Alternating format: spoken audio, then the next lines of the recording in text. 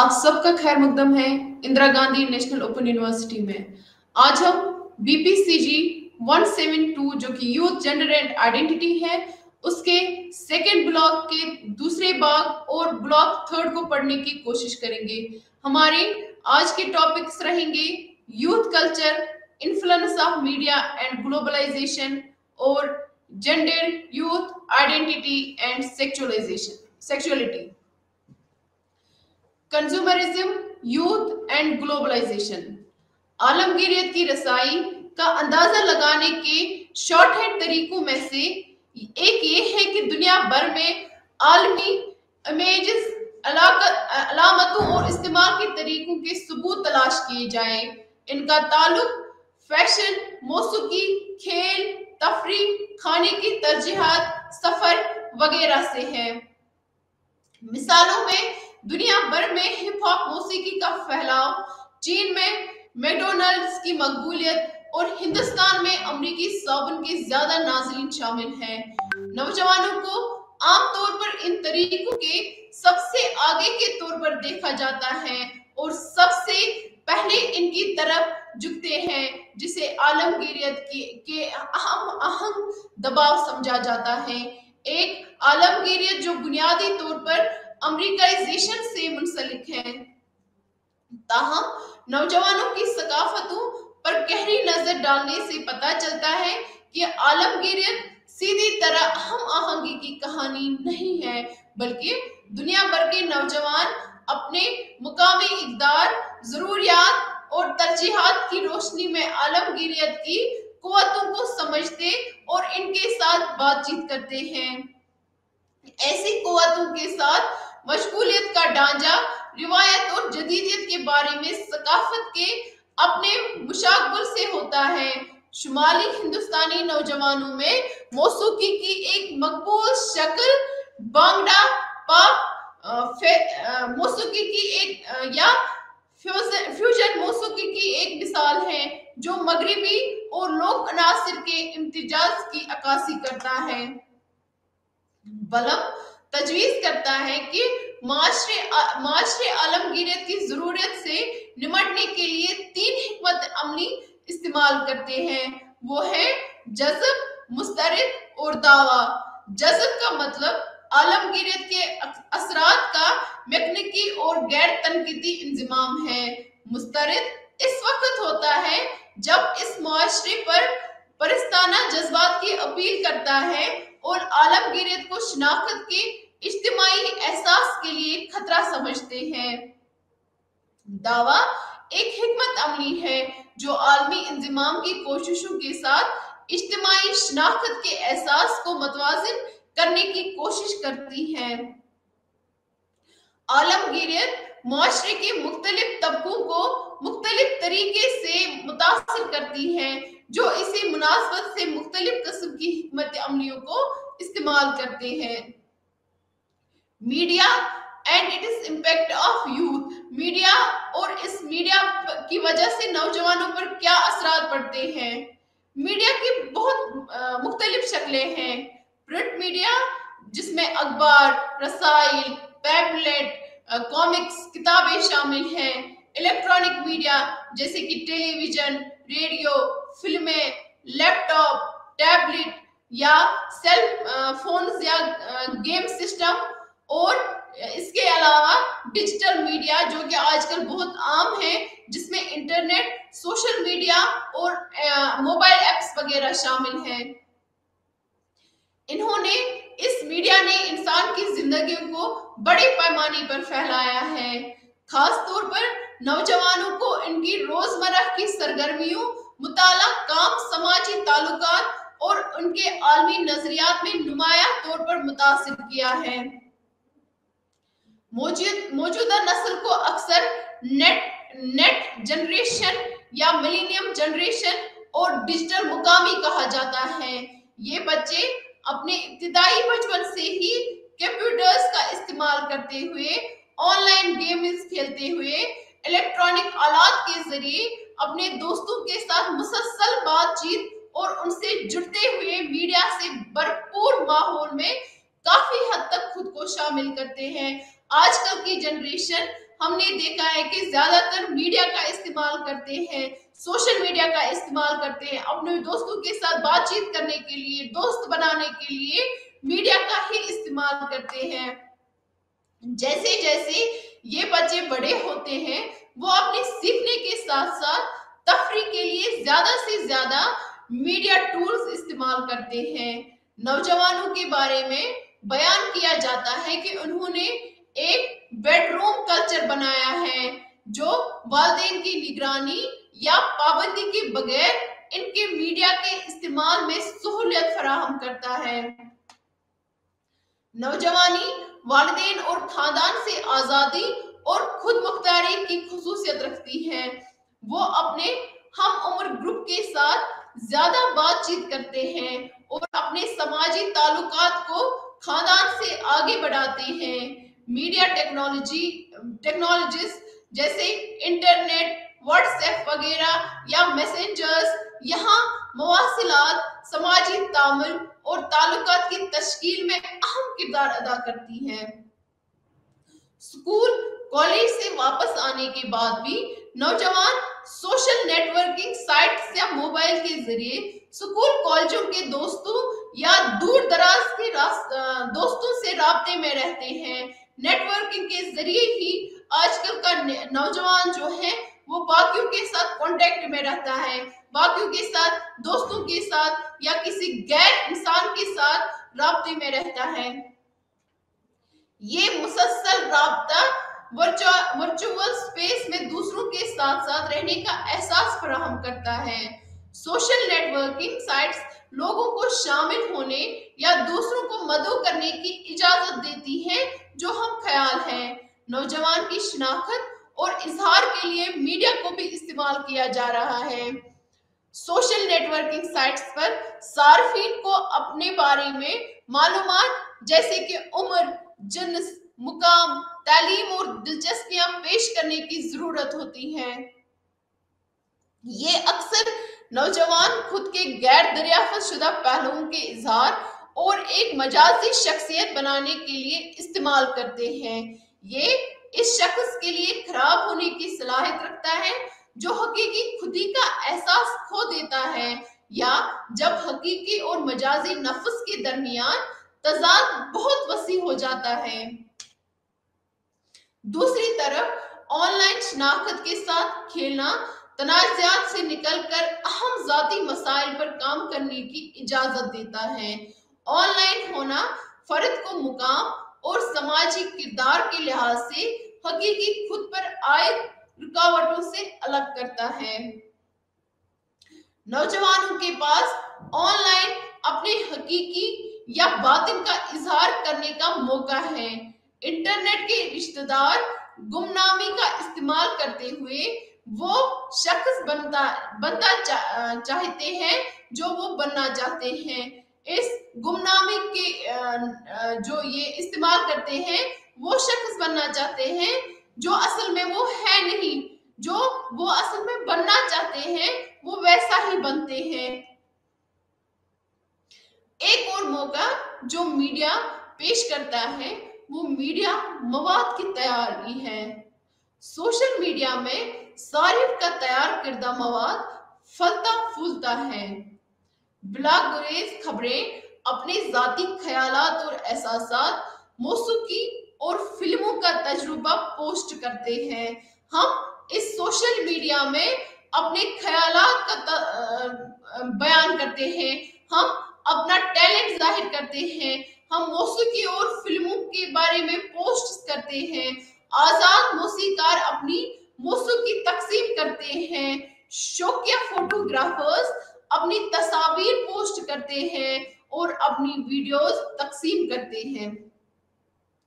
इन तरीकों के जरिए नौजवान अपनी शिनाख्त बनाते हैं और मालूमात पर मबनी मुआशरे में दूसरों के साथ मिलते हैं।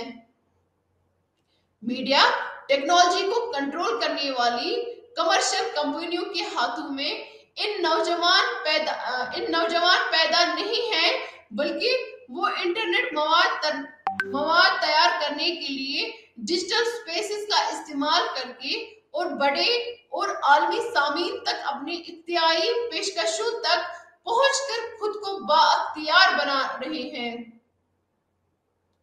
मीडिया से भरपूर सकाफत में गर्क होना नौजवान की महारतों और दिलचस्पियों को अहम तरीकों से मुतासिर करता है। बहुत सारी तहकीक हुई है, इसके बारे में तहकीकें हुई हैं और ये तहकीक से पता चलता है कि वो मालूमात को पिछली नस्लों से मुख्तलिफ सोचते और इन पर कार्रवाई भी करते हैं। वो मालूमात की तलाश, सीखने और दूसरों के साथ बातचीत के लिए मीडिया टेक्नोलॉजीज पर इन्हिसार करते हैं। इस तरह मीडिया इनकी सीखने और समाजी तरजीहात को तश्कील दे रहा है। वो तख्लीकी मल्टीमीडिया पर तैयार करने के लिए दरकार महारतें हासिल करने के लिए भी बेचैन है। मीडिया मल्टीटास्किंग जिंदगी का एक तरीका बन गया है। नौजवान ईमेल चेक करने, नेट ब्राउजिंग करने, फेसबुक पर पोस्ट करने और अपने मोबाइल पर पैगाम भेजने के दरमियान मुसलसल तब्दील हो रहे हैं। नौजवान के साथियों के साथ राब्ते में रहने की मौजूदा जरूरत महसूस की जाती है और नौजवानों के तजस्सुस और तजुर्बाती रवैये के साथ बाज़ औक़ात इन्हें अजनबियों से राब्ते और नुकसानदेह साइट्स के सामने आने का खतरा लाहिक हो जाता है। इंटरनेट की लत भी नेक्स्ट नस्ल के लिए एक अहम मुमकिन खतरे के तौर पर उभर रही है। केमल योंग ने इंटरनेट की लत देखने के लिए एक क्वेश्चनियर तैयार किया है और उस क्वेश्चनियर में टोटल 10 स्टेटमेंट्स हैं, 10 आइटम्स हैं और बोला जाता है कि 5 या इससे ज्यादा सवाल का जवाब अगर हाँ में देते वक्त मरीजों को आदी समझा जाता है और जब इनके रवैये को मैकेनिकी सोच से बेहतर हिसाब नहीं दिया जाता है, नींद की कमी, बाहिमी मुश्किलात, मुतालिक की जवाल पजीर आदतें, इंटरनेट के ज्यादा इस्तेमाल के नताइज में भी कुछ है। इसके अलावा टेलीविजन एक और मीडिया है जो नाजरीन की ज़हनी सेहत पर बड़े असरात के हवाले से जांच पड़ताल की जद में आया है। काफी मिकदार में तहकीक ने जारियत पर टेलीविजन देखने के असर की तहकीकात की है। 2 किस्म की पेशकशें हैं जो टेलीविजन अपने नाजरीन को देते हैं, जवान या बूढ़े। एक तफरीह है, नाजरीन तफरीह करने में गैर फाल तौर पर लुत्फ अंदाज होता है। टेलीविजन स्क्रीन पर किरदारों के जरिए एक फैंटेसी को जिंदा करता है, दिलचस्प और पुरकशिश किरदारों से शिनाख्त करता है, हकीकी जिंदगी के मसाइल से दूर होता है और हकीकी जिंदगी की बोरियत से बच जाता है। दूसरा मालूमात है। नाजरीन ग्रूमिंग, फैशन, सफर, खबरें, मतनू रस्म और रिवाज वगैरह के बारे में सीखता है। दुनिया टेलीविजन के जरिए हमारे घरों में दाखिल हो गई है। ये तजवीज किया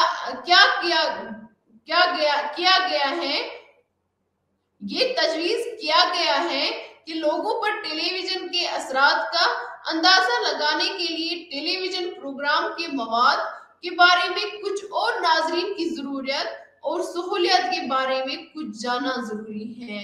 अगरचे बहुत से बच्चे जराइम के प्रोग्राम से मुजरिमाना फाल सीख सकते हैं, लेकिन सिर्फ कुछ बच्चे, मिसाल के तौर पर वो लोग जिनके नफ्सियाती रुझानात हैं या वो मुजरिमाना ग्रुप के जेर असर हैं, इस मालूमात को इस्तेमाल करने का इम्कान है। टेलीविजन देखने और जारियत के दरमियान ताल्लुक में सादसी करने वाले चंद अहम मुद्गिरात हैं। टेलीविजन पर जारहाना मवाद का बार बार नुमाइश, मीडिया को गैर तनकीदी मकबूलियत, इक़दार के सीट का फुकदान, जिसके खिलाफ टेलीविजन पर पेश किए जाने वाले ख्यालात का अंदाजा लगाया जा सकता है। अपनी जरूरियत और जज्बात के साथ मीडिया का मवाद। हमारा जो दूसरा टॉपिक है वो है gender, youth identity and sexuality. जिनस, नौजवानों की शिनाख्त और जिनसियत। जिनस हमारे रहने के तजुर्बे, हमारी खूबियां, ख्वाहिशात और हमारी जिंदगी के मयार में मरकजी हैसियत रखती हैं। ये जिनस क्या है? हम कैसे सीखते हैं कि हम जिनस के लिहाज से कौन हैं? हम बहस करेंगे यहाँ पे, इस लेक्चर में हम बहस करेंगे कि जिनस किस तरह जाती और सामाजिक ताकत को समझने के बारे में है, न कि सिर्फ औरत या मर्द की पैदाइश के बारे में। यहाँ पे इस लेक्चर में हम ये समझेंगे कि जिनस किस तरह जाती और सामाजिक ताकत, ये समझने के साथ साथ कि मैं मर्द हूं या औरत, इसके साथ साथ जिनस किस तरह जाती और सामाजिक ताकत को समझने के बारे में है। सामाजिक कार्य का अमल इसमें एक अहम किरदार अदा करता है कि हम अपनी जिंदगी में अपने तासुरात और हमसे तौकात को मुतासिर करते हुए क्या कर सकते हैं या हम क्या नहीं कर सकते हैं। ताहम बदलते वक्त के साथ सनफी किरदार बदल रहे हैं। जिनसियत और जिनस का गहरा ताल्लुक है, फिर भी मुख्तलिफ ख्यालात हैं। नौउम्री में आमतौर पर जिनसियत के बारे में गलत फहमियां पाई जाती हैं, जिसके नतीजे में गैर सेहतमंद ताल्लुकात और बहुत से हादसात भी हो जाते हैं। इसलिए नौजवानों में सेहतमंद जिनसियत के बारे में बात करना जरूरी है। जेंडर और आइडेंटिटी, जिनस और शिनाख्त। सबसे पहले सवाल शायद ये होता है जो हर शख्स पूछता है कि जब बच्चा पैदा होता है तो हर शख्स हमें सबसे पहले ये सवाल पूछता है कि क्या लड़का पैदा हुआ है या लड़की पैदा हुई है।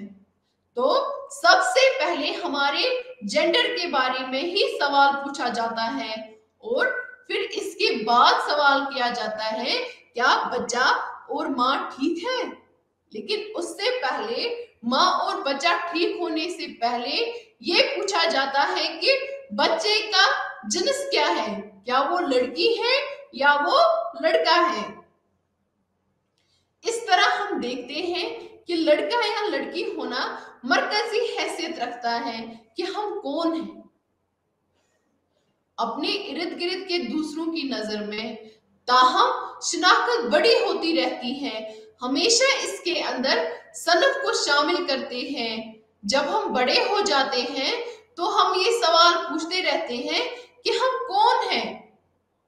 जिन्स का हमें पता होता है, लेकिन इसके अलावा भी अपनी शिनाख्त के बारे में हम सवाल पूछते हैं कि हम कौन हैं और हमें मुख्तलिफ जवाबात मिलते हैं तमाम जिंदगी भर दुरुस्त। हमें इस सवाल का कि हम कौन हैं उसके हमें मुख्तलिफ जवाबात मिलते हैं। हमें बताया जाता है कि आप हिंदुस्तान से ताल्लुक रखते हैं, आप हिंदुस्तानी हैं, आपका ताल्लुक पंजाब, आसाम, कश्मीर, मराठी या उड़ीसा से है। ये आपका भरपूर लसानी वर्षा है, लिहाजा आपकी जुबान, अदब, शायरी और गाने आपकी शिनाख्त का हिस्सा है। जिन्स के अलावा बाकी चीजें भी आपकी शिनाख्त का हिस्सा है। जब आप स्कूल जाते हैं तो आप स्कूल, कॉलेज या किसी और इदारे की एक खास क्लास के तालिब इल्म होते हैं। मैं फलां स्कूल में पढ़ता हूँ, मैं फलां स्कूल के फलां क्लास में पढ़ता हूँ। इन तमाम शिनाख्तों में सनफ ही मरकजी शिनाख्त बनी हुई है। तो आइए पहले हम शिनाख्त को थोड़ा और समझ लें। ये शिनाख्त होती क्या है इसके बारे में हम थोड़ा और समझ लेते हैं। माहिरीन नफ्सियात के दरमियान 3 ओवरलैपिंग इस्तिलाहात इस्तेमाल होती हैं, जैसे शख्सियत, खुदी और शनाख्त। शख्सियत को कुछ मखसूस खसाइस जैसे खुसूसियात और खुसूसियात के तौर पर समझा जाता है, जो हमें एक दूसरे से अलग और मुख्तलिफ बनाते हैं। नफ्सियात में तजुर्बा करने के लिए हमारी कुशादगी, लोगों के तयीन, हमारा बुनियादी नुक्ता नजर शामिल होता है। शख्सियात की खुसूसियत जिंदगी भर कम व पेश मुस्तकिल रहती हैं, लेकिन हमारी शख्सियत की नशोनुमा और निखार की गुंजाइश मौजूद होती है। सेल्फ एक इस्तिलाह है जो ज्यादा सेल्फ जो है या खुदी है, वो एक इस्तिलाह है जो ज्यादातर इस्तेमाल होती है जब हम खुद पहचानते हैं कि हम कौन हैं और इसे बयान करते हैं। जब हम बढ़ते और खुद आगाह हो जाते हैं तो हम खुद का एहसास पैदा करते हैं। हम अपनी इज्जत नफ्स को समझना शुरू करते हैं और खुद एतमादी पैदा करते हैं। हम जज्बात और ख्यालात वगैरह के इजहार में अपने नफ्स को मुनजिम करते हैं। इस तरह खुद एक तरफ हमारी शख्सियत की खुसूसियत के बारे में हमारी आगाही और इजहार पर मरकूज है, और दूसरी तरफ माशरे, समाजी कारी उसूलों और हमारे बाहमी और समाजी तजुर्बात के साथ इसका तामुल है। शनाख्त इस बयान की सबसे जाहिरी शक्ल है जहां हमारी खुद को मखसूस खुसूसियात के साथ शनाख्त हासिल होती है, और इसका सबसे ज्यादा असर बाहमी और समाजी रवैयों पर पड़ता है। हमें शनाख्त हिंदू या मुस्लिम या ईसाई के तौर पर मिलती है। हम कह सकते हैं कि मैं एक रिवायती घराने में पैदा हुआ हूँ, लेकिन मैं खुद को जदीद इक़दार से शनाख्त देता हूँ, और इसलिए मैं एक मॉडर्निस्ट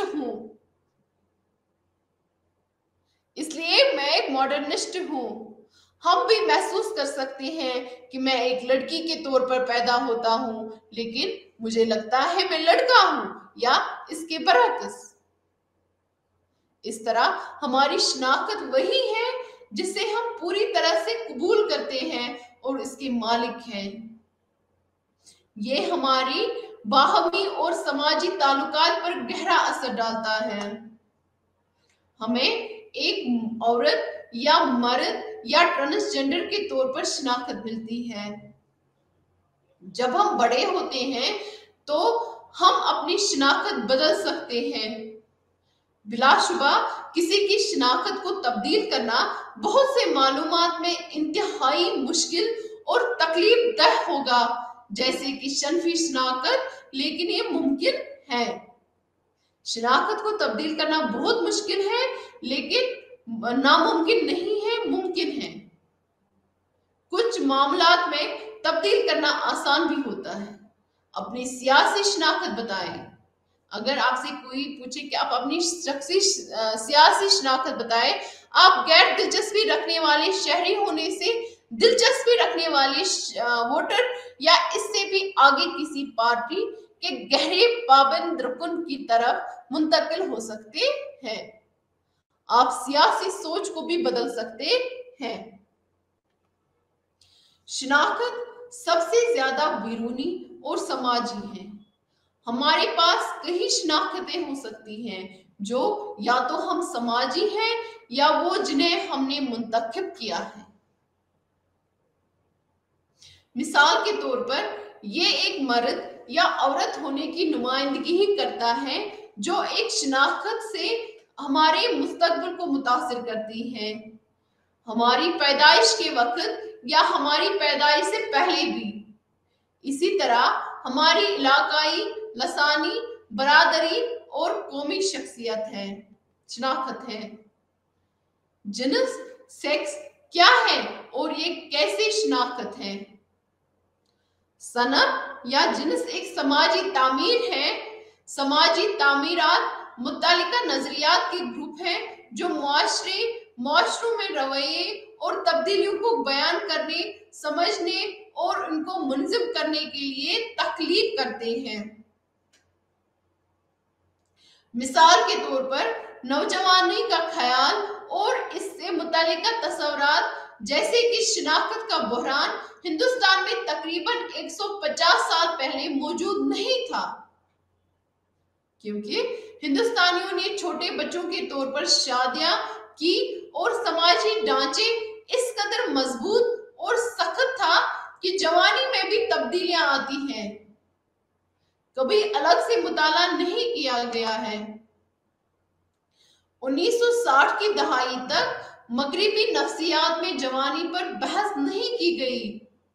जब मगरिबी दुनिया में मुआशरे में तब्दीलियों ने जवानी की समाजी हकीकत को जन्म दिया, तो इस नई समाजी हकीकत को समझने के लिए नौजवानों की इस्लाह का जायजा लिया गया, मुताला किया गया, ज्यादा तफसील से बहस की गई।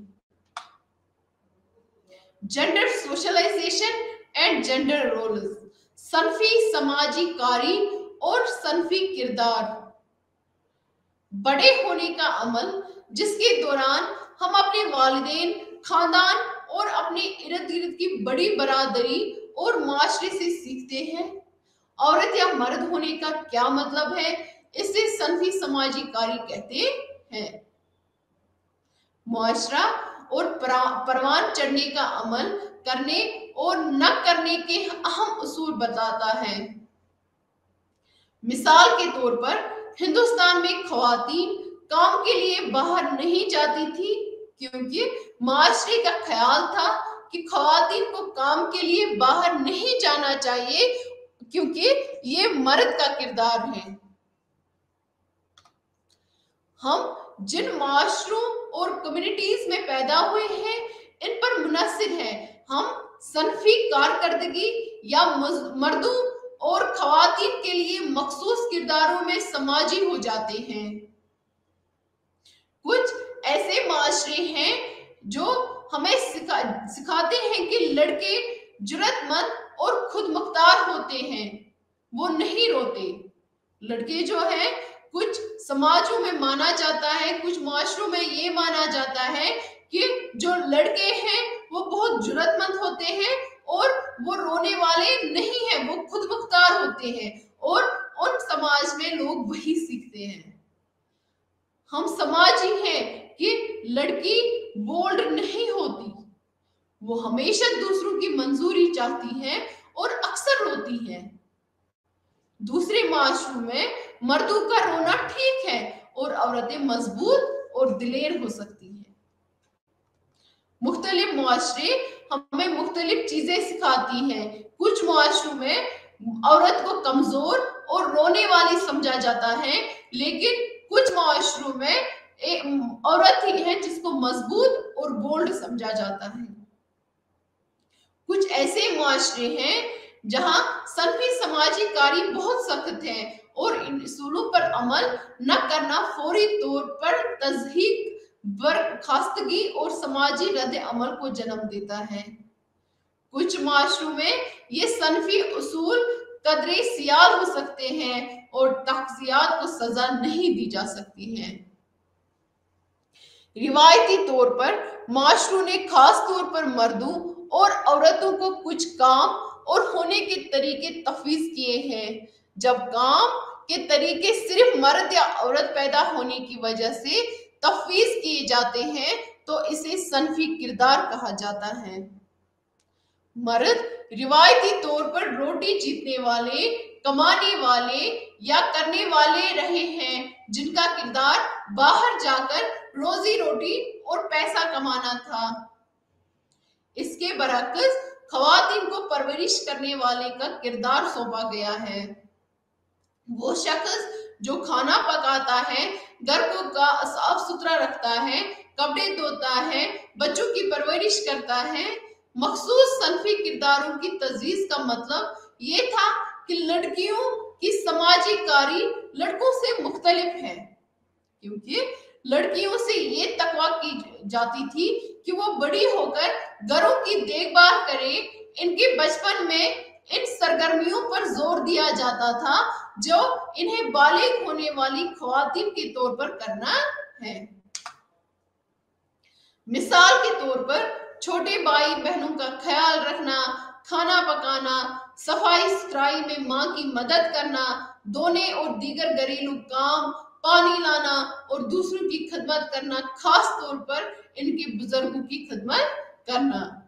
लड़के का बचपन ऐसे तजुर्बात से निशानजद होता है जो इनकी आजादी, दिलेरी, हिम्मत और अपना रास्ता इख्तियार करने की सलाहियत पर जोर देते हैं, क्योंकि ये एक समाजी तकवा है कि इन्हें रोटी जीतने वाले के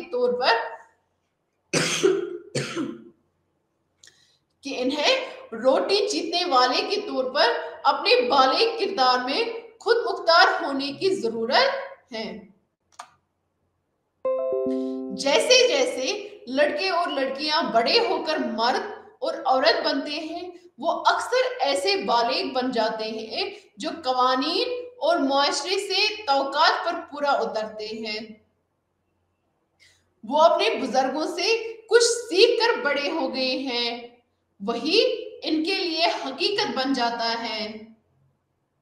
ये इनकी जात और शनाख्त का अंदरूनी हिस्सा बन जाता है। ताहम हमें ये भी सोचना चाहिए कि शख्सियत और नफ्स की इन सिफात का क्या होता है जो इस जिम्मेदारी के लिए मौजू नहीं है। कुछ लड़के ख्वाबीदा होते हैं और शायर बनना पसंद करते हैं और जज्बाती होते हैं। जब वो रोते हैं तो लोग उनका मजाक उड़ाते हैं। कुछ लड़कियां अपनी शख्सियत में बेबाक होती हैं, वो छलांग लगाना और दरख्तों पर चढ़ना चाहती हैं। वो खाना पकाना पसंद नहीं करती। इन्हें अपने बुजुर्गों की तरफ से मुसलसल चीखते रहते हैं कि शादी के बाद इन्हें तकलीफ होगी। हकीकत में हम सब में शख्सियत की सिफात हैं जो सनफी किरदारों के उसूलों के मुताबिक नहीं है। चेंजिंग जेंडर रोल्स या सनफी किरदार को तब्दील करना। बदलते वक्त और बदलते हुए मुआशरे के साथ सनफी समाजी कारी भी थोड़ी थोड़ी तब्दीली आई है। जदोजहद आजादी के दौरान ख्वातीन ने बढ़ चढ़ कर हिस्सा लिया। हमारे कायदीन जैसे महात्मा ज्योतिबा फूले और सावित्री बाई फूले ने कई समाजी इस्तिलाहात के लिए जदोजहद की, जैसे सती रिवाज जो था जहां बीवियों को जिंदा जलाते थे के खिलाफ समाजी इस्तिलाहात या बचपन की शादी के खिलाफ काम किया। स्वामी विवेकानंद और दयानंद जैसे मजहबी रहनुमाओं ने भी ख्वातीन की तालीम के लिए जदोजहद की। हमारी दस्तूर साज असेंबली ने डॉक्टर बाबा साहब अम्बेडकर की क़यादत में हिंदुस्तान की ख्वातीन को मर्दों के मसावी वोट देने का हक दिया। यहाँ तक कि मगरिबी दुनिया की कई पुख्ता जमहूरियत से भी पहले। तो हमारी असेंबली ने डॉक्टर बाबा साहब अम्बेडकर की क़यादत में ख्वातीन को बराबर वोट देने का हक वैसे ही दिया जैसे मर्दों का था, बहुत पहले, जब मगरिबी दुनिया ने भी ऐसा नहीं किया था, ऐसे रूल नहीं अपनाया था। हिंदुस्तान के एक आजाद मुल्क बनने के बाद ज्यादा से ज्यादा ख्वातीन ने तालीम हासिल करना शुरू कर दी। अपने बच्चों को घर में तालीम देना और वर्क फोर्स में भी दाखिल होना शुरू कर दिया। उन्होंने तब्दीली की बात शुरू की। लिहाजा ख्वानदगी और जिन्स के तनासब के बुनियादी पैरामीटर्स के बावजूद हिंदुस्तान की आजादी के 70 साल बाद भी कुछ रियासतों जैसे राजस्थान, हरियाणा और मध्य प्रदेश में नाकुस तादाद जाहिर करती है। आहिस्ता आहिस्ता सनफी किरदार खासतौर पर लड़कियों और ख्वातीन के हवाले से बदलना शुरू हो गया है। मर्दमशुमारी जो कि 2011 में हुई थी, उसके इक़दार व शुमार से पता चलता है कि मजमूई तौर पर कई रियासतों में जिनसी तनासब सेहतमंद है। हरियाणा जैसी चंद रियासतों में गैर मामूली जिनसी तनासुब है। जिनसी तनासुब का मतलब क्या है? जिन्स का तनासुब किसी इलाके, रियासत या मुल्क में मर्दों और औरतों के तनासुब को जाहिर करता है।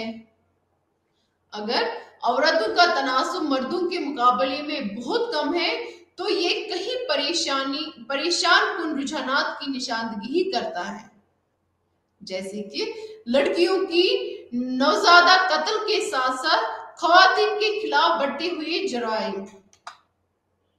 लिहाजा हमें इस इशारे को मजबूत करने के लिए आगाही और काम करने की जरूरत है।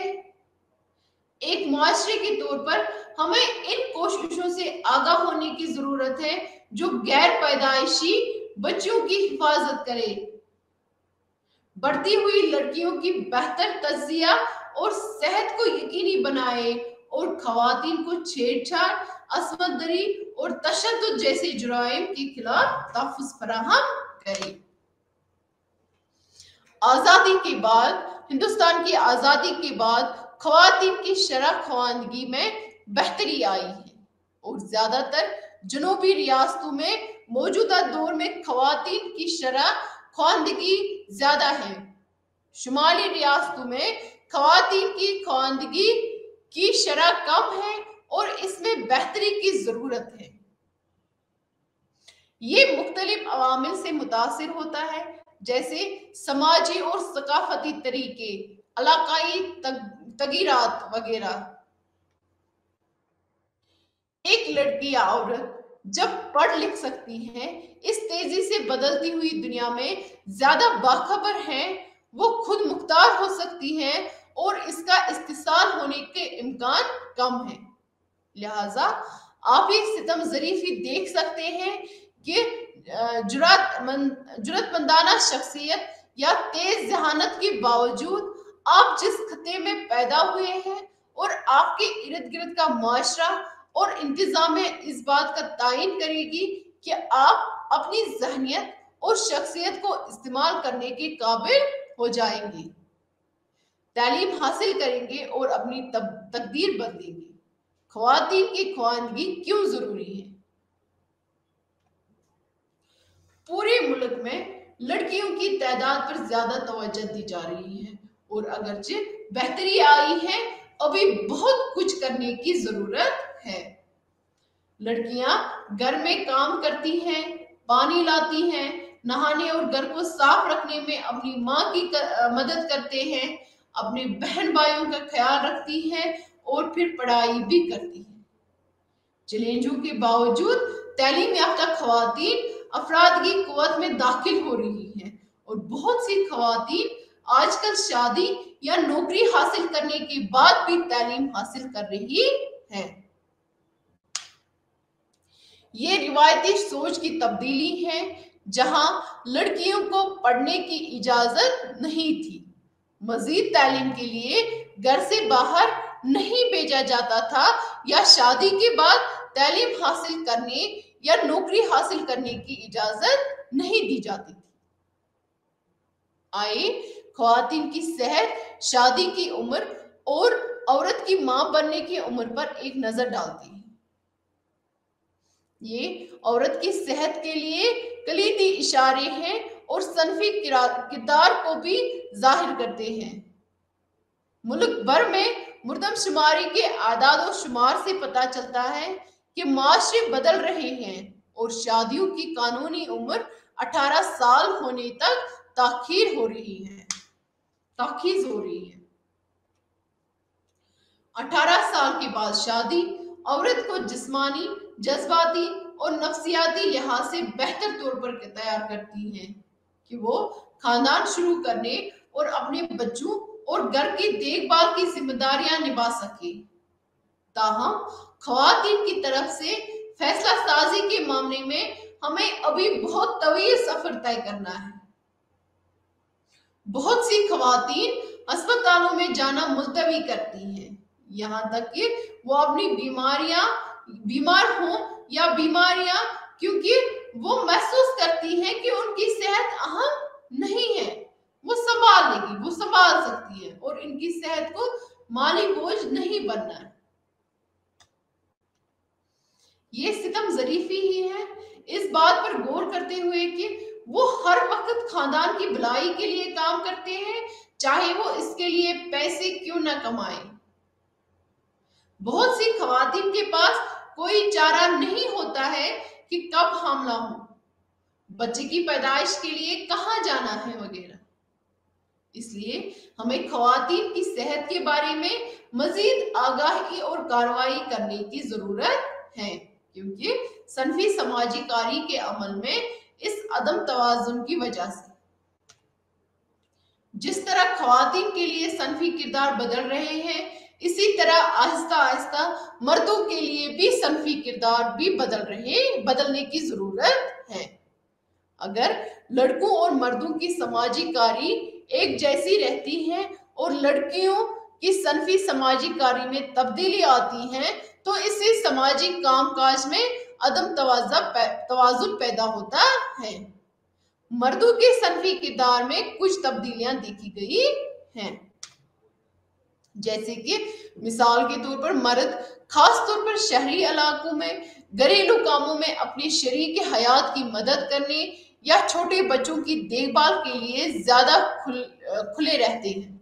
लेकिन मर्दों के लिए सनफी किरदार को तब्दील करने के लिए बहुत कुछ करने की जरूरत है। जहां वो मसावी शराकत और क़ियादत को कबूल करते हैं और इनका एहतराम करते हैं, खवातीन अपने घरों और काम की जगहों में इसे अपनी शनाख्त के लिए खतरा समझे बगैर। मिसाल के तौर पर अगर औरत तालीम याफ्ता है और काम करना चाहती है, तो क्या इसे इंतखाब की आजादी नहीं होनी चाहिए। Gender stereotyping and social change, सनफी दकियानूसी तसव्वुरात और समाजी तब्दीली। सनफी समाजी कार्य का एक मुशाहिदा शुदा पहलू सनफी व दकियानूसी तसव्वुरात का मुजाहिरा है। सनफी समाजी कार्य का एक मुशाहिदा शुदा पहलू सनफी दकियानूसी तसव्वुरात का मुजाहिर है। सनफी दकियानूसी तसव्वुर किसी शख्स में मनफी खुसूसियात और तासुबात को फर्ज करना है जिसके साथ आप बातचीत कर रहे हैं, सिर्फ इस वजह से कि वो शख्स शनाख्त के इस जुमरे से ताल्लुक रखता है। आए इसको थोड़ा और समझ लें। हम हिंदुस्तान में दही सियाक व सबाक से ताल्लुक रखने वाले एक शख्स से मिलते हैं और खुशी से हैरान होते हैं जब ये शख्स हमसे अंग्रेजी में बात करता है और वो भी टेक्निकी मौजू के बारे में कहता है। सब्ज पत्तों वाली सब्जियों से ग़िज़ाइयत के क्या क्या फायदे हैं। सवाल ये है कि हम हैरान क्यों होते हैं जब हमें कोई देहाती ये बोलता है कि सब्ज पत्ती वाली जो सब्जियां होती हैं उनके क्या क्या फायदे हैं, या जब कोई देहाती साफ अंग्रेजी बोलता है तो हम हैरान हो जाते हैं। लेकिन यहाँ पे सवाल ये होना चाहिए, यहाँ पे सवाल ये पैदा होता है कि हमें हैरानी क्यों होती है, हम हैरान क्यों होते हैं। हम हैरान इसलिए हैं क्योंकि हमने कभी सोचा भी नहीं था कि हिंदुस्तान में दही सियाक व सबाक से ताल्लुक रखने वाला कोई शख्स अंग्रेजी बोल सकता है और सब्ज पत्तों वाली सब्जियों के ग़िज़ाई अज्जा के बारे में मुस्तहिद बात कर सकता है। हमने कभी जहन में भी नहीं लाया था कि कोई देहाती ऐसे अंग्रेजी बोल सकता है, ऐसे न्यूट्रिशियस वैल्यू हमें सब्जियों के बोल सकता है। इसीलिए हमें हैरानी होती है, हम हैरान हो जाते हैं। इसके अलावा मजीद सवाल ये है कि हमने किसी शख्स से मिलने से पहले ही इसके बारे में अपने तासुरात क्यों बना लिए। हम किसी अजनबी के बारे में जिनसे हम कभी नहीं मिले हैं उनके बारे में हम अपने ख्यालात कैसे बना लेते हैं, हम तासुरात किसी अजनबी के बारे में कैसे बना लेते हैं। इसका जवाब माहिरीन नफ्सियात देते हैं। माहिरीन नफ्सियात कहती हैं कि इंसानी नफ्सियात एक स्टीरियोटाइपिंग तैयार करता है। इसके बारे में कहें कि हिंदुस्तान का एक दही शख्स कैसा है। हमने एक तासुर या मुनफरज कायम किया है कि दही अफराद न सिर्फ खौंदा है, अंग्रेजी नहीं बोल सकता है, बल्कि इन्हें ग़िज़ाइयत या दीगर मौज़ूआत का भी इल्म नहीं है। इस तरह ये दकियानूसी तस्वुरात या मफरूज़े किसी देहाती शख्स के साथ हमारे नुक्ते नज़र और तामिल का पहले से तायन करती हैं। यहाँ तक कि हम इससे मिलने से पहले ही हमारे देखने का शीशा रंगीन है और ये इस देहाती के साथ बहुत ही नाइंसाफी है। इसी तरह हम जात, तबके, मजहब और नस्ल के बारे में अपनी दकियानूसी तस्वुरात की जांच किए बगैर लोगों के साथ मामूल के मुताबिक बातचीत करते हैं।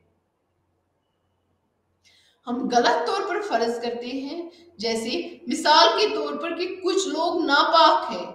हमने ऑलरेडी कुछ लोगों के बारे में तस्वुरात पैदा किए हुए हैं कि कुछ लोग एक किसी खास तबके से ताल्लुक रखने वाले जो लोग हैं वो नापाक होते हैं, क्योंकि इनका ताल्लुक उस मखसूस बरादरी से है। ये तो बहुत ही बड़ा जुल्म है। हम फर्ज करते हैं कि कुछ लोग मुश्तद्दिद हैं, क्योंकि इनका ताल्लुक मखसूस बरादरी से है। ये एक बार फिर से बड़ी नाइंसाफी है कि पहले ही हम जहन में रख के पहले ही हम तासुरात बनाते हैं कि फला शख्स जो है, क्योंकि वो किसी खास बरादरी से ताल्लुक रखता है, वो नापाक होगा। इसी तरह हमारे माशरे में मुतअद्दिद गैर जांचे गए सनफी दकियानूसी तस्वुरात हैं। मिसाल के तौर पर एक मुफर्रज़ा है कि ख़वातीन साइंस और रियाजी को पढ़ या समझ नहीं सकती। हमारे अंदर एक स्टीरियोटाइप है। हम और औरतों को एक स्टीरियोटाइप देते हैं कि जो औरतें होती हैं वो साइंस और रियाजी में अच्छी नहीं होती है, वो रियाजी और साइंस अच्छे से नहीं समझ सकती हैं। और एक मफरूज़ा है कि तमाम ख़वातीन एक औरत की पैदाइश की वजह से खाना पकाना या माँ बना पसंद करती हैं। लिहाजा हम हैरान रह जाते हैं जब हम किसी औरत से मिलते हैं और वो कहती है कि मैं रियाजी में तमाम लड़कों से बेहतर हूँ और मैं माँ नहीं बनना चाहती हूँ। हमने ऑलरेडी एक स्टीरियोटाइप बनाया हुआ है कि औरतें जो है वो रियाजी में अच्छी नहीं है, लेकिन एक औरत हमें मिलती है, बोलती है कि मैं रियाजी में बाकी लड़कियों से बहुत आगे हूँ, तो यहाँ पे हमें हैरानी हो जाती है। या अगर कोई औरत हमें ये बोले कि मैं मां नहीं बनना चाहती हूँ या मैं किचन में जाना पसंद नहीं करती हूँ, हमारे लिए वो क्या होता है, हमें वो चीज हजम नहीं होती है। हम इन बातों से हैरान हो जाते हैं, क्योंकि हमारा ख्याल ये है कि इसकी परवरिश में जरूर कोई गलती हुई है, जो कि समाजी कार्य के लिए एक आम इस्तिलाह है। हम समझते हैं कि ख़वातीन शर्मीली हैं और अवामी असेंबलियों में बात नहीं कर सकती हैं। गांव की मजलिसों में जब एक औरत उठती है और बोलती है तो हम हैरान रह जाते हैं, क्योंकि हमारे दिमाग में, हमारे जहन में ये बात बैठी हुई होती है कि जो औरतें हैं, जो ख़वातीन होती हैं, वो बहुत ही शर्मीली होती हैं, वो मजलिस में बात नहीं कर सकती हैं। हम फर्ज करते हैं कि जो ख़वातीन रात गए तक काम करती हैं वो जिनसी तवज्जो मांगती हैं, या वो ख़वातीन जो बेबाक हैं वो सिगरेट नोशी करती हैं, और या रात तक काम करती हैं वो ढीली होती है। हम फर्ज करते हैं कि जब कोई औरत जिनसी या रोमानवी तवज्जो के लिए नहीं कहती है तो इसका मतलब हाँ है, क्योंकि ये हमारे दिमाग में होता है, ये हमने ऑलरेडी अपने जहन में बिठा के रखा है। ये तमाम गलत ख्यालात, तासुरात और मफरूजे घरों में और अवामी मुकामात पर खवातीन के साथ हमारी बातचीत को रंग देते हैं। इससे पहले कि हम इनफिरादी इंसानों के तौर पर बेहतर तौर पर जान सके, इन मफरीजों और तासुबात की वजह से न सिर्फ खवातीन के खिलाफ जुराइम में इजाफा हो रहा है, बल्कि खवातीन के साथ हमारा रोज बरोज तामुल इनके साथ और बहसियत इंसान खुद हमारे लिए नाइंसाफी है। मिसाल के तौर पर औरत को मारना, जिस्मानी अजियत देना, इसकी कदर करना और उसे बतौर इंसान मुस्तरद करना काफी बुरा है। इसी तरह हम फर्ज करते हैं कि तमाम मर्द मजबूत और दिलेर हैं और कभी खौफ महसूस नहीं करते। जैसे औरतों के बारे में हमने कुछ गलत तासुरात बना के रखे हैं, हमारे कुछ गलत ख्यालात हमारे मन में होते हैं, वैसे ही मर्दों के बारे में भी कुछ ख्यालात हमें होते हैं, कुछ तासुरात होते हैं कि मर्द बहुत मजबूत होते हैं और उन्हें कभी वो दिलेर होते हैं, वो कभी डरते नहीं हैं, उनको कभी खौफ महसूस नहीं होता है। लिहाजा जब एक आदमी कहता है कि मैं डर गया, हर कोई उस आदमी पर हंसता है और उसका मजाक उड़ाता है। माहिर नफ्सियात कहेंगे खौफ एक आलमगीर जज्बा है, यहां तक कि मर्द भी इसे महसूस कर सकता है। हमारे जहन में ये है कि मर्द जो खौफ है, जो डरती है, वो खाली औरतें हैं, जो मर्द है वो डरते नहीं है, लेकिन ऐसा नहीं है, ऐसा कुछ भी नहीं है। माहिरीन नफ्सियात ने हमें बोला है कि जो डर है, जो फियर है, वो किसी को भी हो सकता है, वो एक आलमगीर यूनिवर्सल जज्बा है। हम समझते हैं कि मर्द खाना पका नहीं सकते या किचन में अनाड़ी हैं, लेकिन होटलों और बाकी जगहों में किचन मर्द चलाते हैं और बहुत से मशहूर बावर्ची मर्द रहे हैं। हम फर्ज करते हैं कि नर्सिंग खवातीन का एक डोमेन है, लेकिन तजुर्बा बताता है कि मर्द नर्सें बीमार और कमजोरों की यकसा या ज्यादा देखभाल करती हैं। तो ये जो हमने ख्यालात, ये जो हमने तासुरात बना रखे हैं, कुछ काम हमने मर्दों के लिए मखसूस रखे हैं और कुछ काम हमने औरतों के लिए मखसूस रखी है, ये सरासर गलत है। ऐसा कुछ भी नहीं है। हमने देखा है कि जो ख्याल हमारा होता है कि लोग, जो औरतें हैं वो किचन का काम कर सकती है, लेकिन हमने बड़े बड़े होटलों में, बड़े बड़े रेस्टोरेंट्स में क्या देखा है कि मर्द बावर्ची होते हैं, मर्द शेफ होते हैं। इसी तरह इसलिए इस सनफी दकियानूसी तस्वुर को जानने, इस पर बहस करने और तब्दील करने की जरूरत है। तो ये जो हमने ख्यालात बनाए हैं, दकियानूसी तस्वुर हमने बना के रखा है, इसको तब्दील करना बहुत ही जरूरी है। इस पर बहस करने की जरूरत है, गौर करने की जरूरत है।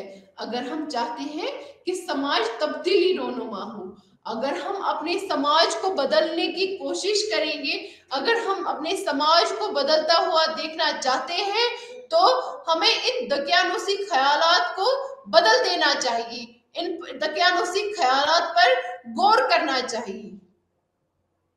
मर्दों और औरतों, लड़कों और लड़कियों को ये सवाल पूछने की जरूरत है कि वो कौन से मफरूजे और ख्यालात हैं जो मेरे नुक्ते नजर मेरे नुक्ते नजर और दूसरों के साथ मेरी बातचीत को रंग दे रहे हैं। हमें लड़कों, समाज में रहने वाले लड़कों, समाज में रहने वाली लड़कियों से ही ये सवाल पूछना है कि हमारे ख्यालात कैसे होने चाहिए। जो मर्द या औरत हो सकते हैं, क्या मैं लाशोरी तौर पर अपने गैर जांचे गए मुनफरजों के जरिए दूसरे शख्सों के लिए बेहस या नाइंसाफी कर रहा हूं? इसके बारे में हमें एज मर्द या औरत सोचना चाहिए